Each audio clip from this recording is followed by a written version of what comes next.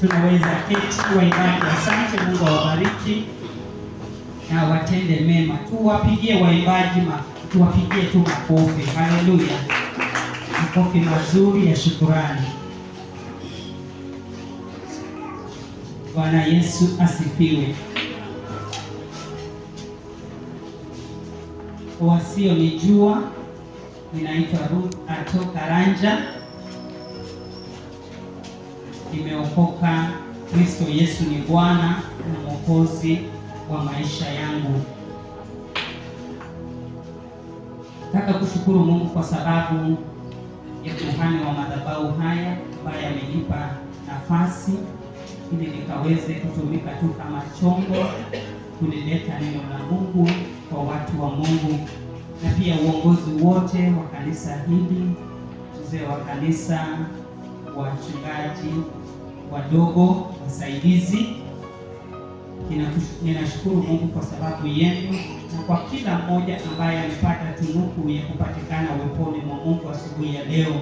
Twaweza mpigia Bwana tena makofi ya shukrani kwa sababu ametupa furaha. Haleluya. Nimeolewa. Karanja yuko hapa. Karanja waweza kusimama na wawevie watu mkono. Haleluya. Ninamshukuru Mungu kwa sababu ya mtumishi huyo wa Mungu, maana amenipa pia nafasi ya kuweza kutumika kama chombo. Sio wanaume wengi wanaweza ruhusu wanawake wao watumike kanisani. Bwana sifiwe. Kuna wengi wanaosema kwamba kwa nini wewe unakaa kimbelembele na kwa nini wamama wengine? Bwana sifiwe. Lakini namshukuru Mungu kwa sababu yake. Alitambua kile kilicho ndani mwangu na akanipa nafasi na pia akanipeana kwa Mungu ili nikaweze kutumika. Bwana ambariki na mtende wema. Bwana Yesu asifiwe. Na nilipopata ujumbe kwamba nitakuja kufundisha, aliona tu Bwana akiendelea kunitia ndani yangu kuendeleza somo kuhusu kumjua Mungu. Bwana asifiwe. Ikiwa ni mada ya mwaka huu kwa ajili yetu, na tuzidi kutaka kumjua Mungu. Nitaendeleza mahali nilipoachia siku ile ambayo nilipewa tena kuhudumu. Kuna vipengee ambavyo niliweza kupeana, na kwa muktasari nitaweza kusoma kwa wale ambao hawakuweko ili wapate pia kujua ni kwa nini tunahitaji kumjua Mungu, na pia yatupasa tumjue Mungu. Na nilipoanza nalisema kwamba Mungu anaweza taka kutubariki, na baraka zake zitakapokuja juu yetu kama hatujakomaa katika kumjua Mungu, baraka hizi zaweza kutupotosha. Maana Mungu ni kama vile baba ambaye hawezi anza kupeana mtoto anayeanza kutembea kisu, kwa sababu anajua kisu kitaweza kuchoma, kisu kitaweza mdunga, kisu kitaweza mkata. Na kwa hivyo anangojea ukomavu wa huyu mtoto ili aweze kumpatia kile ambacho anaweza kushika. Bwana sifiwe. Na pia kuna baraka zingine ambazo Mungu anapima kwa mbali, na anaona huyu mtu nikimbariki leo na gari, na kama hajanijua vizuri, gari lile linaweza kumtoa katika njia zangu. Kwa hivyo kuna baraka ambazo Mungu huzishikilia akitaka ukomavu wako ili akupatie wakati ambapo unafaa kupokea ile baraka.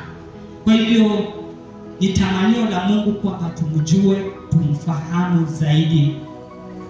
Nataka nipitie tu vipengee ambavyo nilikuwa nimeeleza wakati ule wa mwisho nilipokuwa na hudumu, kwamba tunaweza kumjua Mungu kupitia tu ufunuo.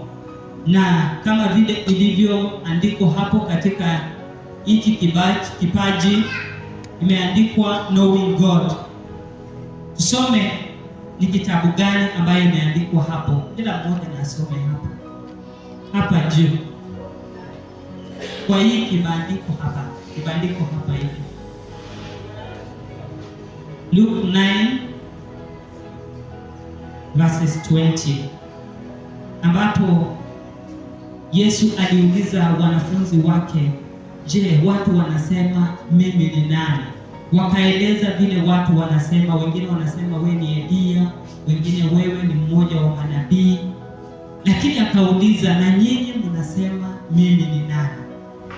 Wengine wote hawakujibu, ila Peter peke yake ndiye aliyejibu, akasema, wewe ni Kristo, mwana wa Mungu aliye hai. Na Yesu akamwambia, heri wewe Petero, maana damu na nyama haijakufunulia ila Roho Mtakatifu. Kwa hivyo tunaweza tu kumjua Yesu kupitia ufunuo wa Roho Mtakatifu. Na hivyo basi hautataka kutembea na mtu usiyejua tabia zake ni zipi. Ni kama vile katika ndoa, watu wanapooana wanaanza kujifunza, kila mmoja anaanza kujifunza tabia ya mwenzake ajue vizuri. Kama anapenda kuvaa shati ambayo imepigwa pasi, anaambiwa mapema ili ajue kwamba kila wakati anahitaji apige pasi huo. Kama ni mtu wa kupenda kula omena, hata kama mama hajui kupika omena, itabidi aanze kujifunza kupika omena. Bwana asifiwe. Kwa sababu hiyo ndio mume wake anapenda. Haleluya. Na hivyo ndivyo ilivyo na Mungu wetu pia.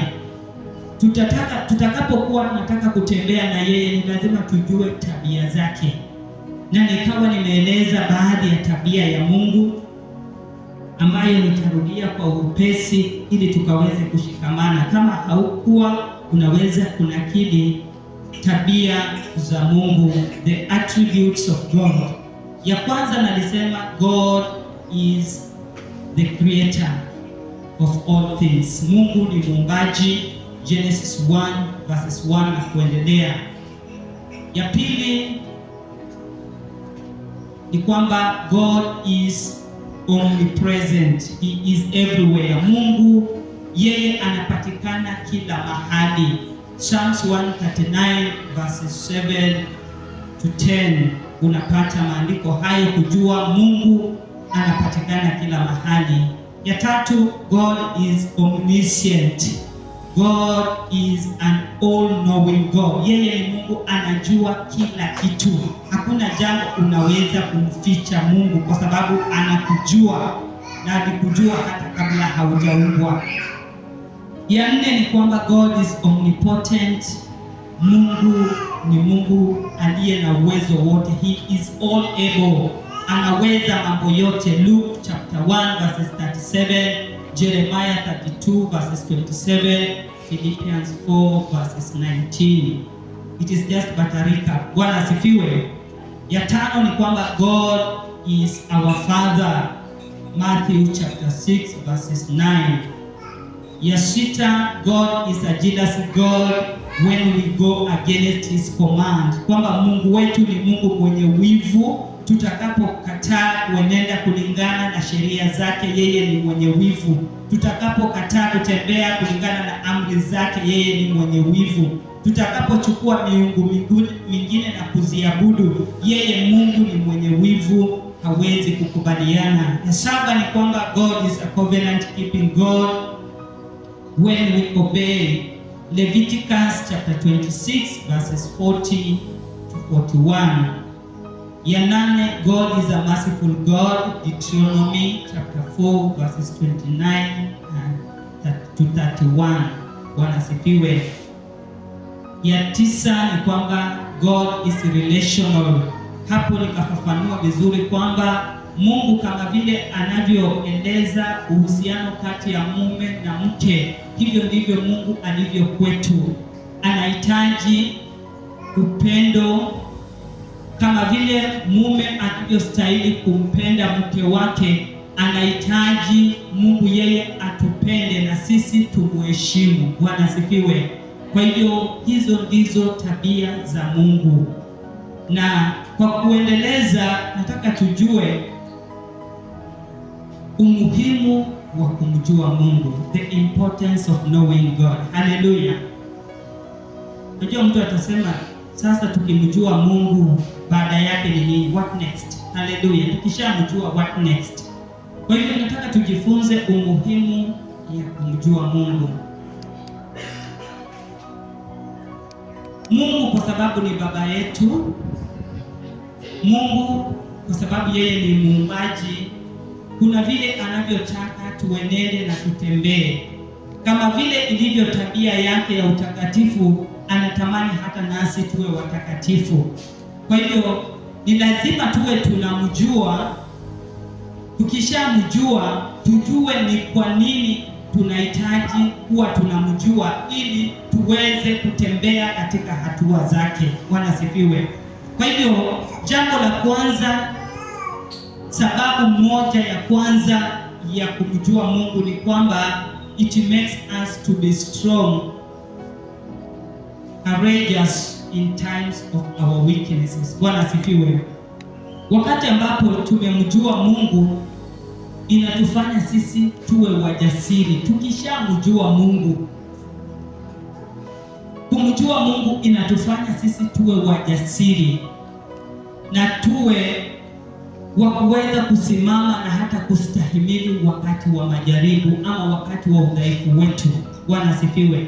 Tusome katika kitabu cha Danieli mlango wa 11 kifungu cha 32 japo tutasoma yote 32. Daniel chapter 11 verses 32. Biblia inasema, with flattery he will corrupt those who act wickedly toward the covenant, but the people who know their God will be strong and take action. Bwana sifiwe. Biblia inasema kwamba wale wamjuao Mungu wao watakuwa na nguvu na watatenda mambo makubwa. Haleluya. Kwa hivyo ikiwa wewe utamjua Mungu, hautakuwa mnyonge. Na ikifika kwamba wewe ni mnyonge, inamaanisha haumjui Mungu wako, because your God is all powerful. Bwana sifiwe. Mungu wetu ni mwenye nguvu. Ndio sababu mwimbaji akasema, Mungu wetu mwenye nguvu ni Baba wa milele. Ni Mungu mwenye nguvu. Kwa hivyo ukiwa umemjua Mungu, ni sharti uwe na nguvu wewe pia mwenyewe, kiasi kwamba changamoto zinapokuja, wewe si mtu wa kubebwa tu na kila upepo, sababu una yule aliye na nguvu ndani yako. Bwana sifiwe. Sababu nyingine, umuhimu mwingine wa kumjua Mungu ni kwamba it helps us put our confidence in him. Inatufanya tuweke ujasiri wetu ama tumaini letu kwake. Bwana sifiwe. Katika kitabu cha Daniel chapter 4 verses 14 and 18. Daniel 3:14 to 18. Bwana sifiwe. It helps us put our confidence in him. Biblia inasema, Nebukadnezar asked them, Shadrach, Meshach and Abednego, is it true that you don't serve my gods or worship the gold statue I have set up? Now if you are ready, when you hear the sound of the horn, flute, zither, lyre, harp, drum, and every kind of music, fall down and worship the statue I made. But if you don't worship it, you will immediately be thrown into a furnace of blazing fire. And who is the God who can rescue you from my power? Shadrach, Meshach and Abednego replied to the king, Nebuchadnezzar, we don't need to give you an answer to this question. If the God we serve exists, then he can rescue us from the furnace of blazing fire and he can rescue us from the power of you, the king. But even if he does not rescue us, we want you as king to know that we will not serve your gods or worship the gold statue you set up. Bwana sifiwe. Hawa ni Meshach, Shadrach na Abednego. Walikuwa wanamjua Mungu wao, na wakati jaribu lilipokuja, wakati ambapo imani yao ilikuwa inajaribiwa, kwamba wakamwache kumwabudu Mungu na waabudu Mungu wa Nebukadneza ambaye alikuwa ametengenezwa, Mungu wa dhahabu aliyekuwa amewekwa mbele yao, na amri ikatolewa kwamba wakaweze kuinamia, na kama hawatainamia watatupwa kwenye tanuru la moto. Lakini kwa sababu yao kumjua Mungu wao, walimjibu Nebukadneza wakasema, uishi milele mfalme, hata kama Mungu wetu hatatuokoa, hatutainamia miungu. Bwana sifiwe. That was the confidence they had in their God. Bwana sifiwe. Kwa sababu walikuwa wanamjua Mungu wao, na wanajua kwamba Mungu wetu ni mkuu, ni mwenye nguvu na ana uwezo wa kutuokoa. Na wakasema hata kama hatatuokoa, hatutainamia miungu. Kwa hivyo kumjua Mungu inamfanya mtu kuwa na ujasiri na huyo Mungu. Haleluya. Inaondoa uoga, inaondoa vitisho. Haijalishi ni mangapi yatakayokuja mbele yako, wanadamu wakikunenea maneno, lakini kile ambacho kinajalisha ni kwamba je, unamjua Mungu aliye ndani mwako? Maana nguvu zake zinashinda nguvu za wanadamu. Haijalishi ni wafalme, ni wakuu wa dunia, ni wenye mamlaka, lakini kuna aliye na mamlaka kuliko wanadamu. Kwa hivyo inatusaidia kuwa na ujasiri kwa Mungu wetu. Haleluya. Pia katika Romans chapter 8 verses 31, Romans chapter 8 verses 31,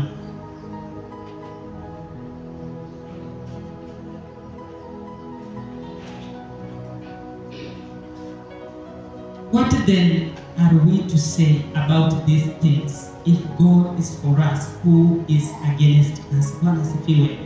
Huyu ni Paulo alikuwa anaongea kwamba ikiwa Bwana yuko upande wetu, ni nani aliye kinyume chetu? Huyu pia alijua kwamba Mungu wake anazidi kila yeyote ambaye anaweza kuwa kinyume chake, na kwa hivyo ilimpatia Paulo ujasiri ya kusema maneno haya, if God be for us, who can be against us? Kwa hivyo ukimjua Mungu, hakuna chochote ambacho kitakutisha. Haleluya. Utakuwa na ujasiri ya kusimama na kustahimili kila changamoto itakayokuja njia yako, ukimjua kwamba yeye aliye ndani yako ni mkuu kuliko yule aliye katika ulimwengu. Haleluya. Pia katika Psalms 23 verses 1 inasema, the Lord is my shepherd, I shall not be in want. Haleluya. Bwana akiwa mchungaji wangu sitapungukiwa. Kwa hivyo hiyo inamaanisha kwamba nina ujasiri kwa huyu Mungu. Ninapomjua, ninajua kwamba sitapungukiwa na chochote. Kwa hivyo nikishamjua, hakuna chochote ambacho kitaweza nitisha. Ya tatu ni kwamba kumjua Mungu inatusaidia kuweka tumaini letu kwake. It helps us put our trust in him. Psalms 38 verses 15. Kumjua Mungu inatufanya tuweke tumaini letu kwake. Psalms 38 verses 15 inasema, I put my hope in you, Lord, you will answer, Lord my God. Haleluya. Huyu ni Daudi ambaye alisema, nimeweka tumaini langu kwako Bwana, na ninajua wewe Bwana utanijibu. Haleluya. Huyu ni mtu ambaye yuko sure kwamba kile ninachoomba kwa Mungu hakika atanijibu. Ni kwa nini? Ni kwa sababu anamjua yule ambaye yeye anamwendea katika maombi. Psalms 37 verses 25. Psalms 37 verses 25.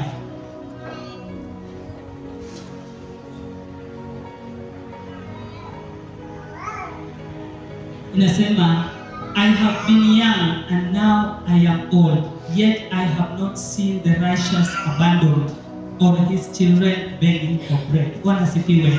Huyu ni Daudi, alisema nilikuwa mtoto na sasa mimi ni mzee, sijaona mwenye haki akiachwa na Mungu, wala watoto wake wakiomba mikate barabarani. Haleluya.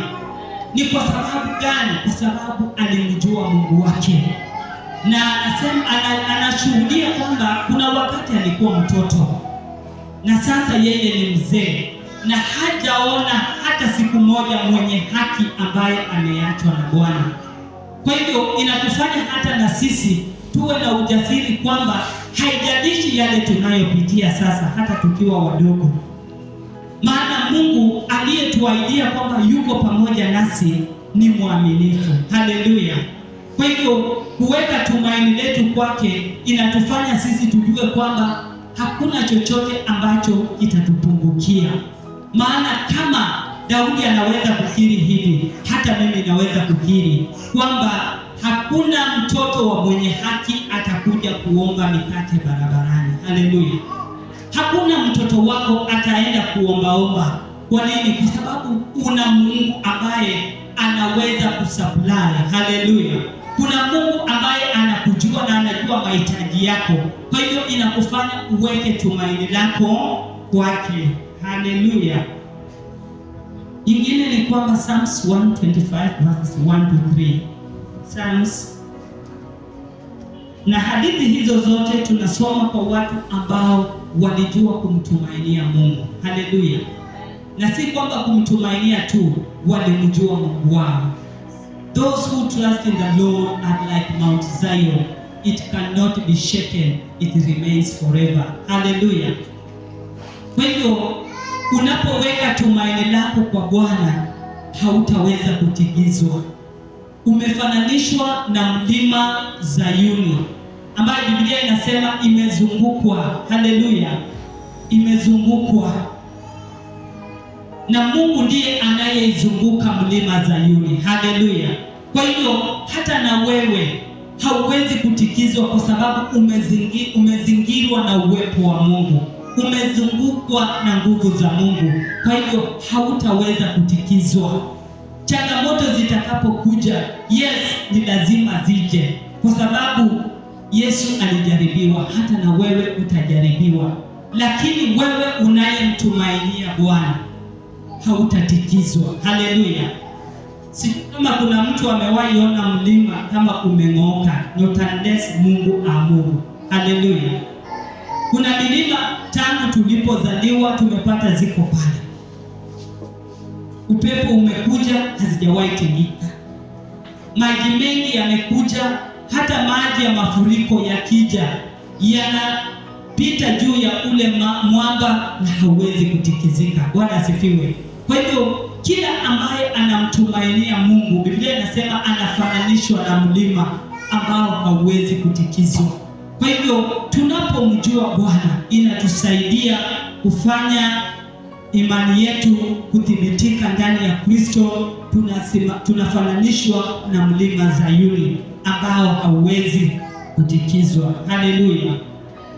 Haya mengine unaweza andika tu.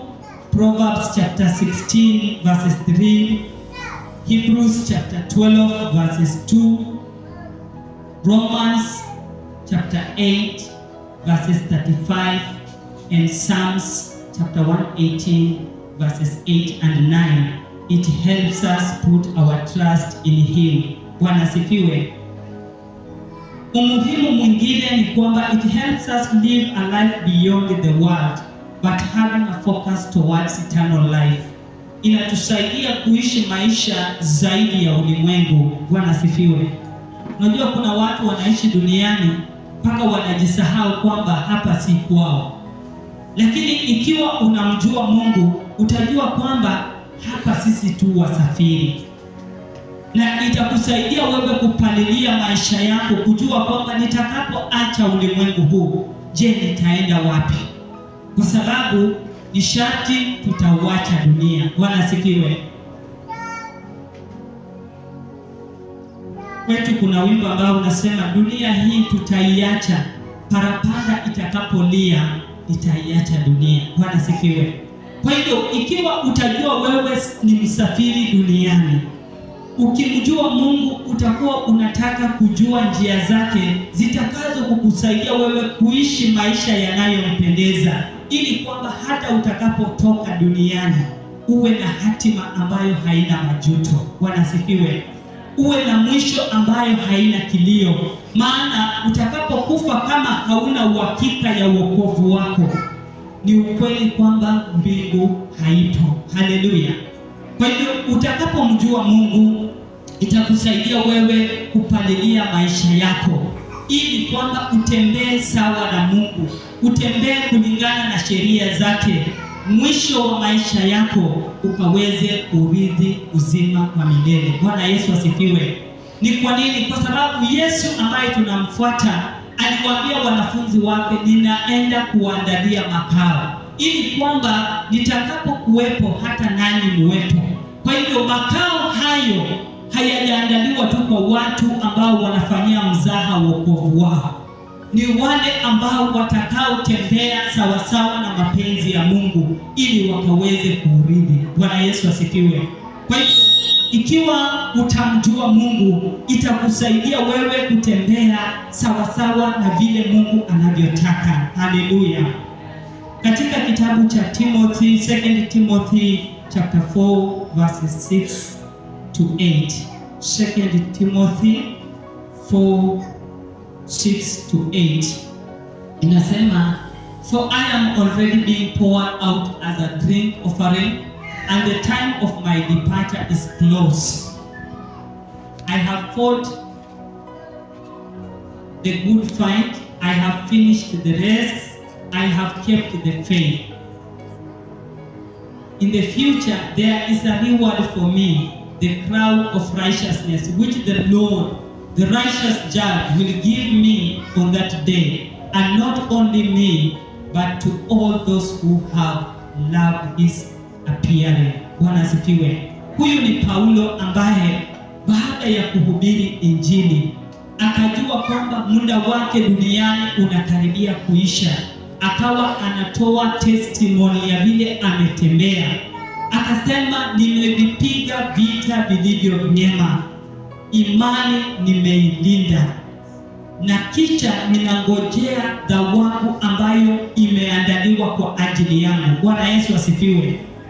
Hapa tutakapofikia kusema kwamba tumevipiga vita vilivyo vyema, inamaanisha kwamba kuna vita ulikuwa unapigana, maana hautasema nimeshinda kama haujapigana.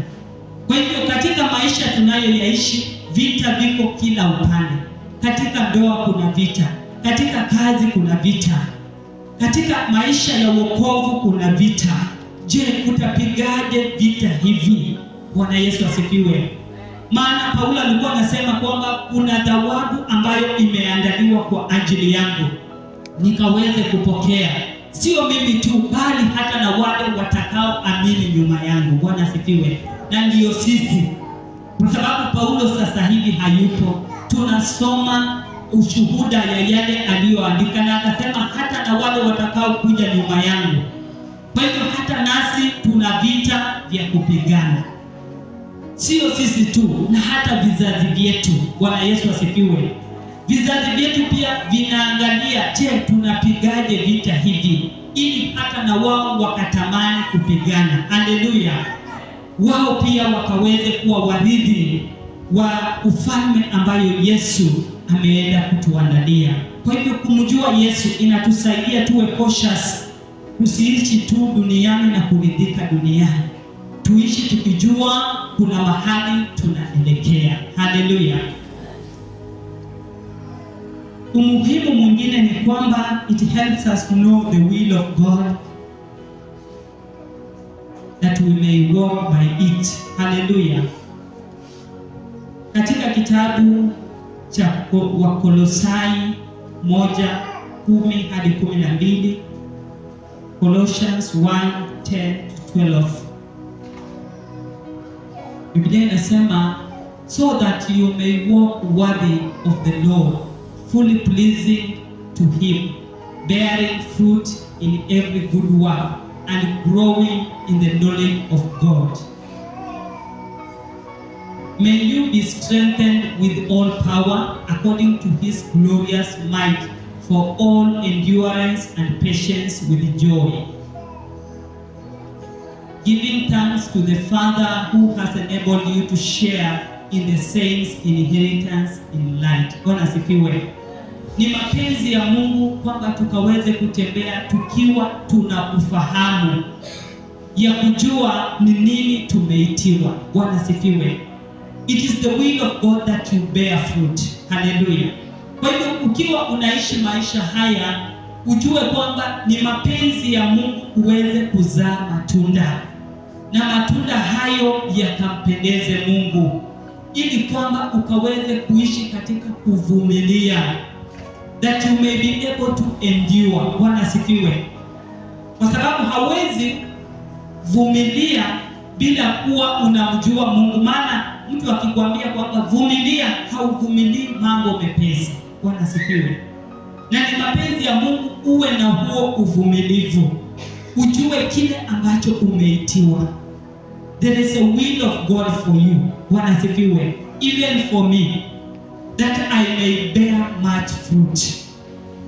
Kwa hivyo ninapotembea inanibidi nijue, je, ni matunda gani ambayo ninazalisha? Je, matunda hayo yanawavutia watu ama yanawafanya watu wakaweze kumtoroka Mungu? Je, matunda hayo ni matamu ama ni machungu? Bwana asifiwe. Je, matunda hayo ni machache ama ni mengi? Lakini mapenzi ya Mungu ni kwamba that we may bear much fruit. Hallelujah. Na wakati Yesu alipokuwa anafundisha, alikuwa anasema kwamba na matunda yetu yapate kudumu.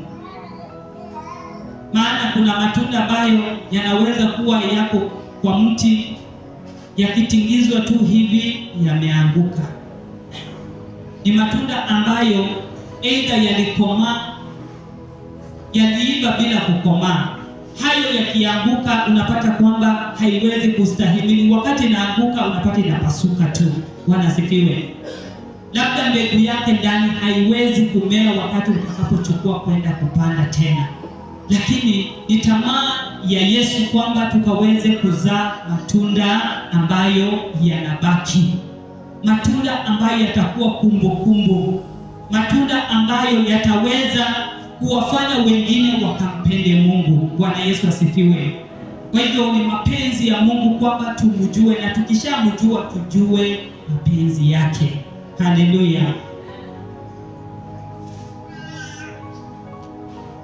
Nyingine ni kwamba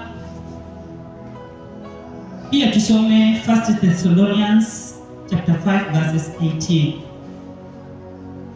that we may know the will of God. 1 Thessalonians 5:18 inasema, give thanks in everything, for this is the will of God for you in Christ Jesus. Hallelujah. Najua wakati mwingi huwa tunasema tupeane shukrani, tuombe maombi ya shukrani.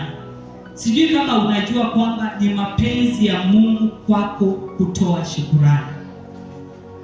It is the will of God for you. Hallelujah. Kwa hivyo kila wakati unapokuja mbele za Mungu kutoa shukrani, that is the will of God. And that's why Jesus, while he was teaching about the Lord's Prayer, he said, let your will be done on earth as it is in heaven. Hallelujah. So, unto us the will of God is that we be grateful to God. That tuwe na shukurani. Tuwe na shukurani. Na kama kuna jambo ambalo linatushinda, hata linatushinda sisi wa Kristo, Wakati mwingi tunachagua mahali pa kutoa shukurani. Wakati ambapo mtoto amesoma, amepita vizuri, ndio tunachanga ya kutoa shukurani. Wakati ambapo tumenunua shamba, tumenunua gari, tunachangamkia kutoa shukurani. Lakini Mungu anasema tupeane shukurani kwa ajili ya kila jambo. Haleluya! Kwa kila hali tumshukuru, maana ni mapenzi ya Mungu kwetu.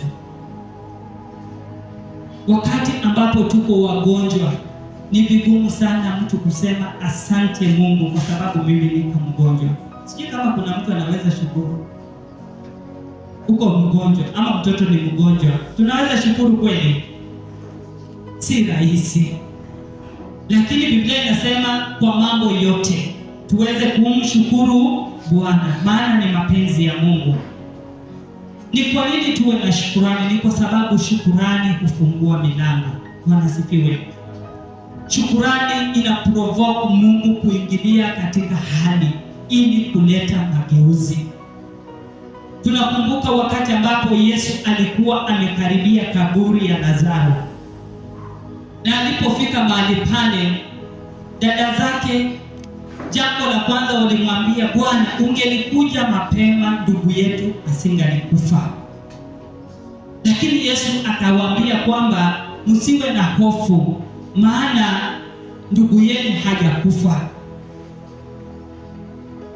Alipokaribia kaburi la Lazaro, Yesu hakuomba maombi ya kusema Baba, ninaomba umfufue.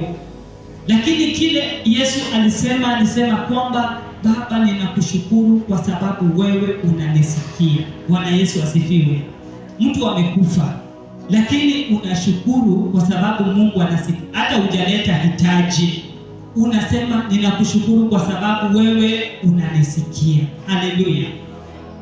Je, Yesu hakuwa relevant? Ama Yesu alikuwa out of his senses?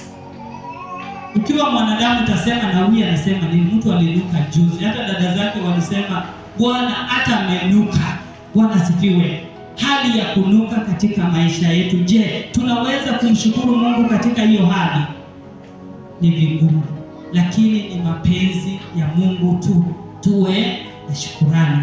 Hata hali kama inanuka, hata hali kama imeshindikana, hali kama imefika mwisho, mahali ambapo mwanadamu anasema huyu mambo yake yamefika mwisho, just thank God. It is the will of God for you. Bwana asifiwe.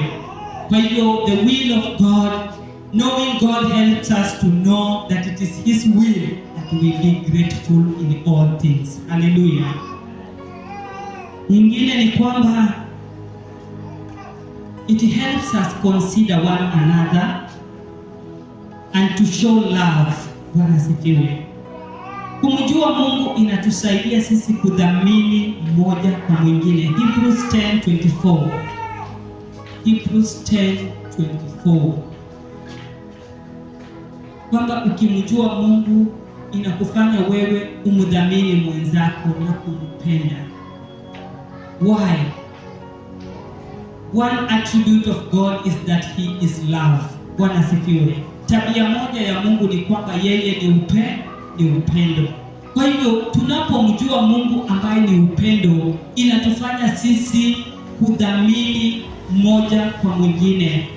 And let us be concerned about one another in order to promote love and good works. Bwana asifiwe.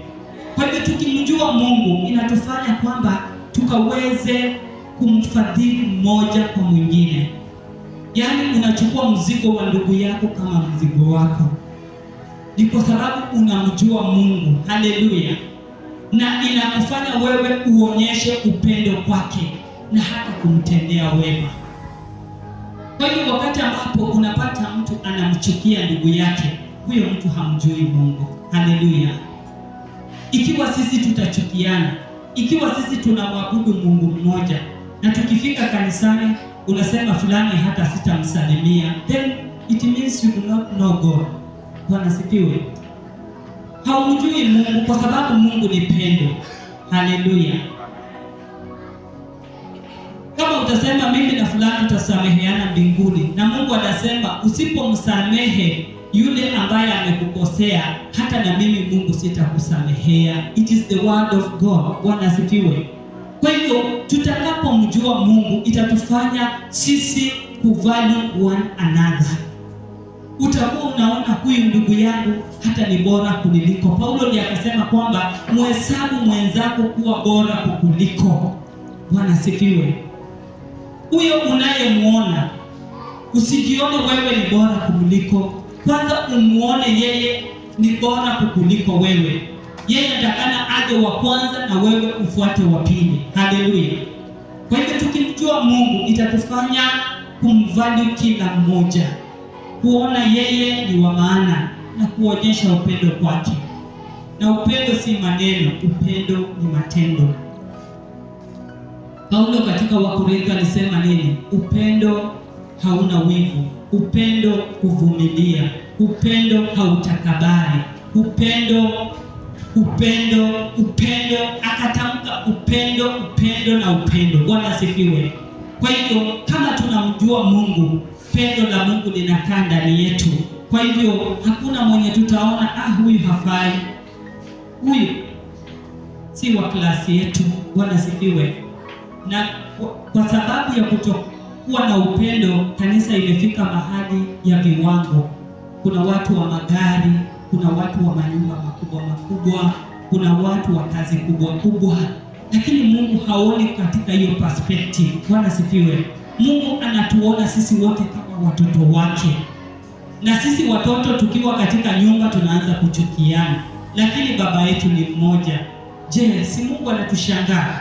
Bwana Yesu asifiwe. Kwa hivyo Mungu, ikiwa tutamjua, we will value one another and show love. We shall be concerned. Haleluya. Mmoja wetu akiwa na shida, tutamkumbatia ili kwamba akaweze kusimama. Mmoja wetu akiwa amepotea, tutamtafuta, tumrejeshe katika njia kwa upendo. Bwana asifiwe. Ndio Paulo akasema mmoja wenu akipotea, mrejeshe kwa upendo, na huo ni upendo wa Mungu. Haleluya. Umuhimu wa mwingine wa kuweza kumjua Mungu ni kwamba it helps us acknowledge the greatness of God and draw closer to Him with all assurance. Hallelujah. Hebrews 10:21-23 inatufanya kujua ukuu wa Mungu na kumkaribia tukiwa na uhakika. Hebrews 10:21-23 nasema, and since we have a great high priest over the house of God, let us draw near with a true heart in full assurance of faith, our hearts sprinkled clean from an evil conscience and our bodies washed in pure water. Let us hold on the confession of our hope without wavering, for He who promised is faithful. Bwana asifiwe. Tukimjua Mungu inatufanya tuweze kumkaribia Mungu kwa ujasiri. Maana Yesu Kristo ni high priest, kuhani mkuu ambaye alijipeana kama dhabihu. Na kwa hivyo sisi kama vile tumejipeana pia kwake, Biblia inasema na tuje kwenye kiti chake kwa ujasiri. Haleluya.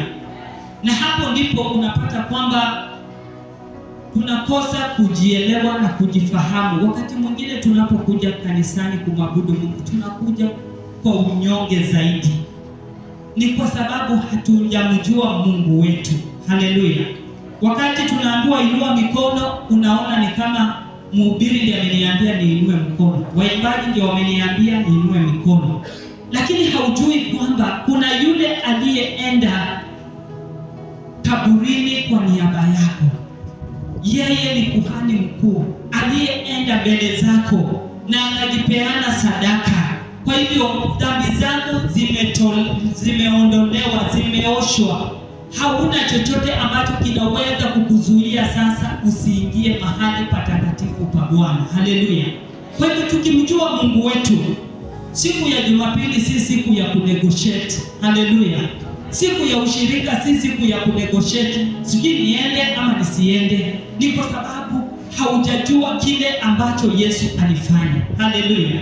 Yesu aliweza kuchukua mizigo yako uliyekuwa unastahili kuhukumiwa kifo. Kifo kiliondolewa kwa sababu ya damu ya Yesu. Haleluya. When he said at the cross, it is finished, you are redeemed, you are cleansed, you are washed and you are made whole. Bwana asifiwe. Kwa hiyo unapokuja mbele za Mungu unakuja na ujasiri wote. Tunaposema kwamba tumwabudu Mungu, tunamwabudu tunayemjua. Bwana Yesu asifiwe. Na ndio sababu kina Paulo walipokuwa wameshikwa na wakawa wanahojiwa, walisema tunaongea kile ambacho tumesikia na tumeona. Tulimuona Yesu akisulubiwa, tumeona amekufa amefufuka, na huyo ndiye tunayemhubiri. Bwana asifiwe. Kwa hivyo hata na wewe ambaye umeokoka unahitaji kuja kwenye kiti cha rehema kwa ujasiri, kwa sababu kuna yule ambaye alichukua dhambi zako na akakupa wewe an access to the Father. Haleluya. Kwa hivyo unapokuja unakuja na ujasiri wote.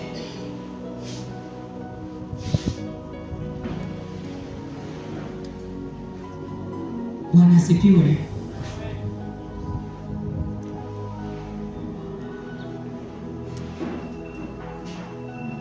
Acts chapter 17 verses 1 to 3. Hapa ni Paulo ambaye alikuwa anashuhudia. Acts 17 1 to 3. Then they traveled through Amphipolis and Apollonia and came to Thessalonica, where there was a Jewish synagogue. As usual, Paul went to them and on 3 Sabbath days reasoned with them from the scriptures, explaining and showing that the Messiah had to suffer and rise from the dead, and saying, "This is the Messiah, Jesus, whom I am proclaiming to you." Bwana asifiwe. Unaona mtu mwenye amemjua yule ambaye yeye anamwakilisha. Bwana asifiwe. And that's why kila wakati Paul alikuwa anasema Paul an apostle of Christ, Paul an apostle of Christ, Paul an apostle of Christ. Wewe you are an apostle of Christ. Bwana asifiwe. Kwa hivyo hauna chochote cha kuogopa wakati ambapo unashuhudia Kristo. Haleluya. Ni kwa sababu aibu iliondolewa, na sasa una ujasiri ya kuweza kusimama na kutangaza kwamba mimi nimeokoka. Haleluya. Na kama utaiaibikia injili inamaanisha una mashaka na Mungu wako. Haleluya.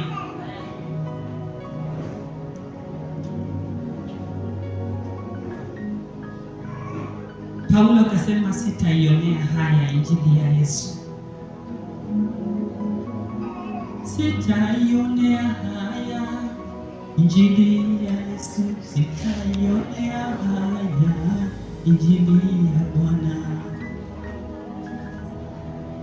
Injili ya Bwana sitaionea haya injili ya Bwana. Watu wengi wanafikanga mahali hata tu kushuhudia kwamba wameokoka ni aibu kwao. Unaionea haya msalaba. Bwana asifiwe. Lakini ukimjua Mungu, haijalishi utasimama wapi. Wewe kama msichana kwenu, ukirudi kwenu sasa hivi, je, unaweza enda kusema mimi nimeokoka? Mahali ulikozaliwa, unaweza rudi huko ukasema nimeokoka? Kama utaaibika, inamaanisha kwamba haumjui Mungu ambaye unamwabudu. Bwana asifiwe. Lakini ikiwa unamjua Yesu aliyekuokoa, hautaaibika kusema mimi nimeokoka. Bwana asifiwe. Ni kwa sababu unamjua yule ambaye unamshuhudia. Ya mwisho, it helps us flee from sin. Tukimjua Mungu inatusaidia tukimbie dhambi, tutoroke dhambi. Tunakumbuka last Sunday, Bwana asifiwe, Shetani akikuja toroka. Kumbuka mkumbuki. Bwana asifiwe. Shetani akikuja toroka. Kwa hivyo kumjua Mungu inatufanya tukimbie dhambi. Na tunasoma hiyo scripture 2 Timothy chapter 2 verses 22. Mtu anaweza sema kwamba iliandikiwa vijana, lakini inaongea kuhusu kutoroka dhambi. Haleluya. 2 Timothy 2:22 inasema, flee from youthful passions and pursue righteousness, faith, love and peace along with those who call on the Lord from a pure heart. Bwana asifiwe. Toroka tamaa za ujanani. Ni Paulo alikuwa anaambia Timotheo, lakini kwetu ambao tunaamini, Biblia inasema itoroke dhambi. Bwana asifiwe. Na ufuate haki, imani, upendo, amani pamoja na wale ambao wanamwamini Mungu na moyo safi. Bwana asifiwe. Kwa hiyo tukimjua Mungu tutatoroka mambo ambayo Mungu hapendi maishani mwetu. Tutatoroka chochote ambacho kinatufanya tusimkaribie Mungu. Tutatoroka chochote ambacho kinafanya jina la Mungu lidharauliwe. Tutatoroka chochote ambacho kitafanya jina la Mungu likataliwe. Bwana asifiwe. Na hii jaribu kubwa linakujanga kwetu kwa wamama. Wakati ambapo umekuwa provoked into anger, maybe with your co-wife ama jirani, watoto wamepigana, unapata watoto wamechokozana pale. Halafu mama mwingine kwa sababu hamjui Mungu, mtoto wake anaenda kwake akilia, na anaenda anapiga nduru. Hata labda si yeye alipigwa, labda yeye alipiga huyu na akakimbia kwa mama yake akisema nimepigwa. Mama huko anakuja na kelele, anakuja na lengo lake ni kwamba akuprovoke into anger. Bwana asifiwe. Hapo ndipo jaribu linatupata. Kitu cha kwanza unahitaji ujirudie, useme mimi ni wa Kristo. Bwana asifiwe. Na wakati nitaanza kugombana na huyu mama, ni picha gani itaonekana? Haleluya. Hapo ndipo utadhihirisha kama unamjua Mungu ama haumjui Mungu. Kwa hiyo tukimjua Mungu, majaribu madogo kama hayo yatatufanya tudhihirishe wokovu tulioubeba. Itatufanya tujulikane sisi ni wa aina gani. Kwa sababu yule mama atakapokuja kukugombeza, lengo lake si kwamba ugombane. Lengo lake ni kwamba apime imani yako. Haleluya. Ajue wewe wokovu wenye unaenda kila siku kanisa, na hiyo kanisa kila wakati anakuona umeoga, umevaa viatu, umechana nywele, umeenda kanisani. Anapokuja shetani, lengo lake ni kwamba kuja kujaribu, je, wokovu wako ni hakika ama wokovu wako ni wa Jumapili? Bwana Yesu asifiwe. Hapo ndipo vipimo vinapatikana kwa maisha ya wokovu wetu. Let us flee from sin, but it is only by knowing God. Hallelujah. Tukimjua Mungu tutakimbia dhambi, tutatoroka. When we remember the story of Joseph katika Genesis chapter 39, Bwana asifiwe. Joseph aliweza kutoroka. 39 verses 6 to 9. Genesis chapter 39 6 to 9. Inasema, he left all that he owned under Joseph's authority. Huyu ni Potiphar. He had not concerned himself with anything except the food he ate. Now Joseph was well built and handsome. Angalia kwanza, Yusufu anaelezwa vile umbo wake unakaa. After some time, his master's wife looked longingly at Joseph and said, sleep with me. na maneno yale matamu. Juzi tulikuwa tunasikia kwamba watu wanakuwa seduced na maneno matamu, si ndio?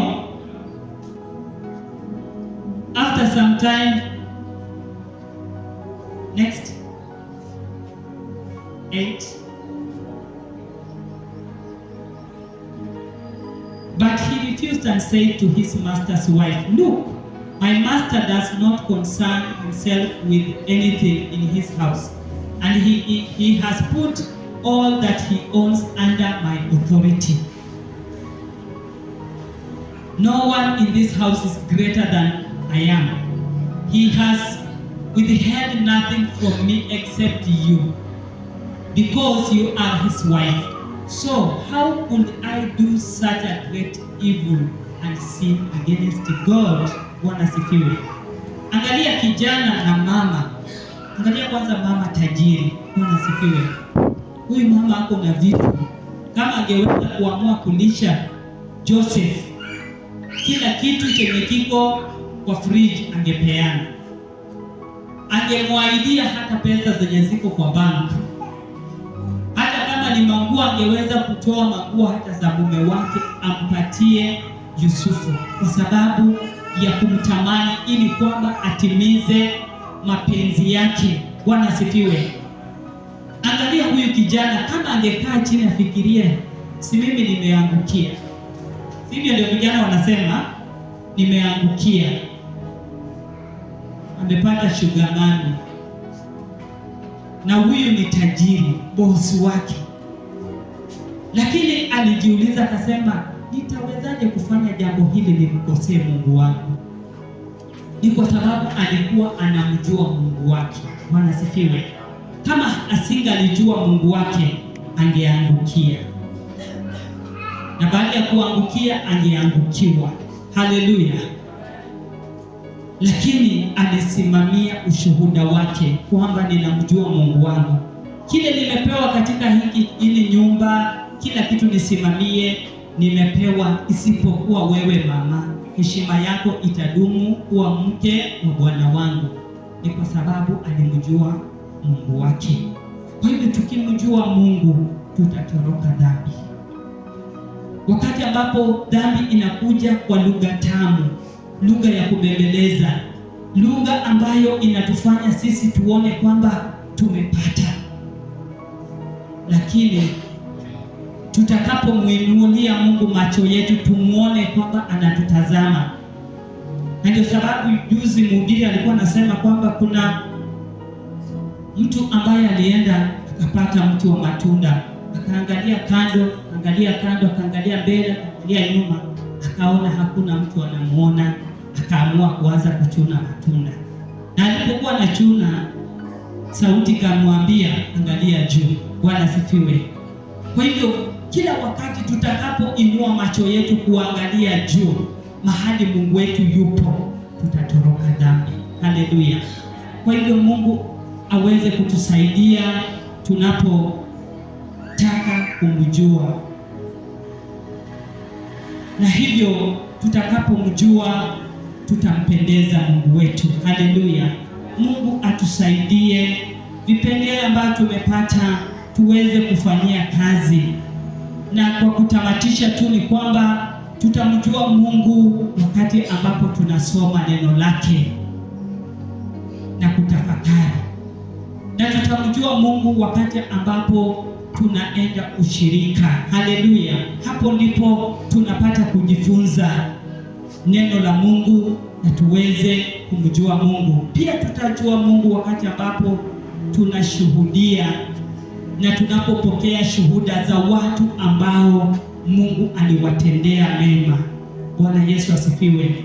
Mungu na atubariki ili kwamba tutamani zaidi kumjua na kujua ni kwa nini ambayo tunahitajika tumjue na tumfahamu.